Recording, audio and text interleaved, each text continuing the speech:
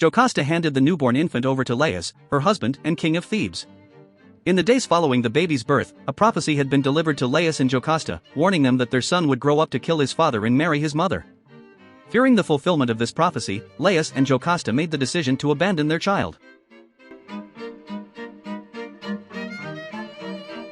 It was not explicitly stated in the ancient texts whether Jocasta or Laius pinned the infant's ankles together, but it is clear that one of them instructed their chief shepherd, Menoetes, to take the baby to the mountain of Cithaeron and leave it to die. Menoetes, a slave who had been born in the palace, followed the orders of the king and queen, taking the infant to the mountain and leaving it exposed to die. The decision to abandon their own flesh and blood was undoubtedly a difficult one for Jocasta and Laius. However, their fear of the prophecy coming true was so great that they were willing to sacrifice their own child to prevent it from happening. The tragic fate of the infant is a testament to the power of prophecy and the lengths to which people will go to avoid their prophesied destinies. As the baby lay alone on the mountain of Cithaeron, fate intervened in the form of a shepherd who stumbled upon the infant. Instead of leaving the child to die as instructed, the shepherd took pity on the baby and decided to save its life. He brought the infant back to his own home and raised it as his own, never revealing the truth of the child's noble birth.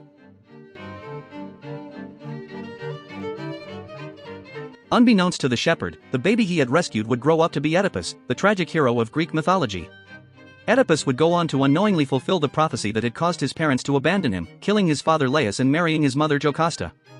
The tragic irony of their actions would come full circle, as their attempts to avoid the prophecy only served to bring it to fruition.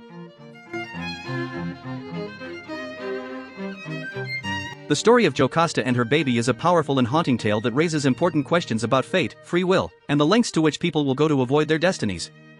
It serves as a reminder of the unpredictable and often cruel nature of fate, and the ways in which our attempts to defy it can ultimately bring about our downfall.